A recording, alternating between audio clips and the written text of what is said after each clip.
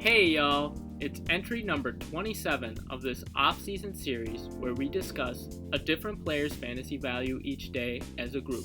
We are another day closer to the start of the 2022 NFL season. Each day we'll drop a name, go through some positives and some concerns of their fantasy profile, and then I'll give my personal opinion at the end.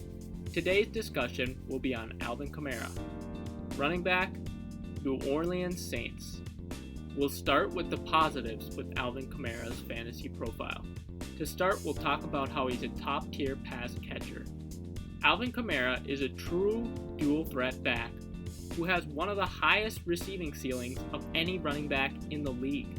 Over the course of his NFL career, Kamara has averaged 5.11 receptions on 6.52 targets for 44.7 receiving yards and 0.27 receiving touchdowns through the air, according to Pro Football Reference.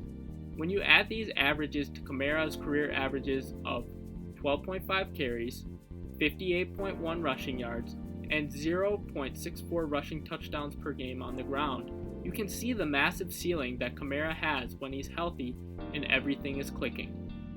The next thing I really like about Alvin Kamara's fantasy profile is his 2021 broken tackles and yards after contact. If you just look at the yards per carry, you would probably be disappointed with Alvin Kamara's rushing performance in 2021. After all, he averaged just 3.7 yards per carry according to Pro Football Reference. But a big reason for this dip in yards per carry was the offensive line play, and teams putting even more of a focus on stopping Kamara than they had previously when the team had guys like Drew Brees and Michael Thomas playing.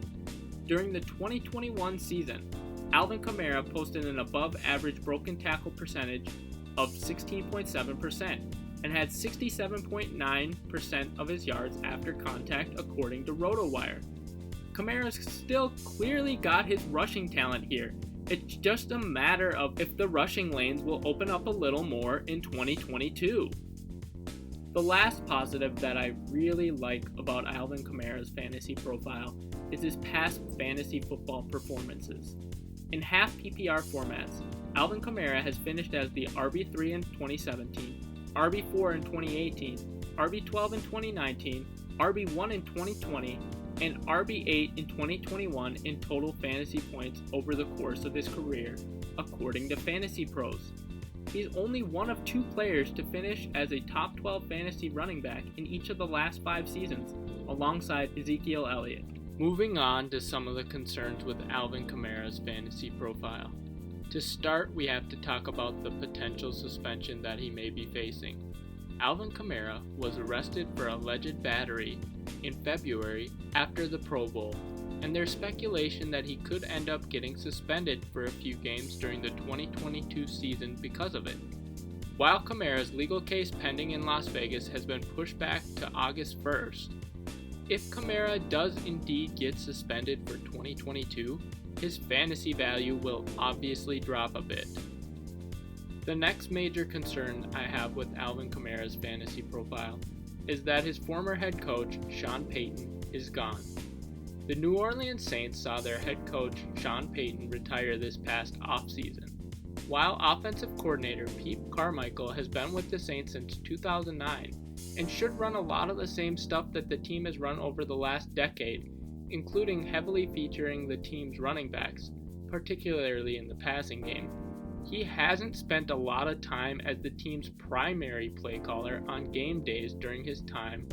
Outside of the year Sean Payton was suspended for Bountygate in 2012. Anytime there's a play caller change, there's reason to worry, especially when a player has performed as well as Kamara in recent years. The last major concern I have with Alvin Kamara's fantasy profile is the Saints' 2021 offensive performance in general. The New Orleans Saints offense did not perform to the level that we are used to seeing from them in 2021, as they were just 28th in the NFL in yards per game, with 304.5 per game according to ESPN. While the offense should be a little better in 2022, it seems unlikely that they go back to the top 10 offense they consistently were when they had Drew Brees at quarterback. Some additional thoughts on Alvin Kamara. During the 2021 season, in half PPR formats, Alvin Kamara had 1 out of 13 games with 0 to 4.9 fantasy points, 2 out of 13 games with 5 to 10 fantasy points, 1 out of 13 games with 10 to 15 fantasy points, 6 out of 13 games with 15 to 20 fantasy points, and 3 out of 13 games with over 20 fantasy points according to fantasy data. The New Orleans Saints offensive line ranked 18th in the league at the end of the 2021 season and are projected to be the 21st best line in the league for the 2022 season according to Pro Football Focus. The team is projected to have 3 of the same 5 starters from the previous season. The 2 changes are going to be at left tackle and left guard. 2021 red zone rushing usage. Alvin Kamara saw 40 carries inside the 20, which tied for the 9th best in the NFL, 17 carries inside the 10, tied for the 20th best in the NFL, and 9 carries inside the 5, tied for the 19th best in the NFL, according to Pro Football Reference. Personal opinion. Alvin Kamara is currently going off the board as RB7, about pick 14 overall, on ESPN, and RB10, about pick 19 overall, on Yahoo. His dual threat ability gives him a pretty high floor in the games he plays, which is a big part why he's been able to be a top 12 fantasy running back in each of the last 5 seasons. But the potential suspension is a big thing lurking with Alvin Kamara's fantasy profile. I feel that his ADP is a tad too high right now. I currently have him about RB12, since he's still going ahead of guys like DeAndre Swift, who has similar upside to Kamara at this point of his career and fewer question marks because he's younger and has no potential looming suspension. For each of these entries, we will highlight a charitable cause or organization. After Alvin Kamara won a bunch of people their fantasy leagues in 2020, people donated to the Son of a Saint, an organization that Kamara has shown support for in the past. As per their website, Son of a Saint exists for these boys, providing mentorship, education, recreation, camaraderie, cultural enrichment, emotional support, and helping to fill the void for dozens of fatherless young men in New Orleans. Here's a link to that organization below. And that's it for today's entry. If you like this entry, be sure to like and subscribe.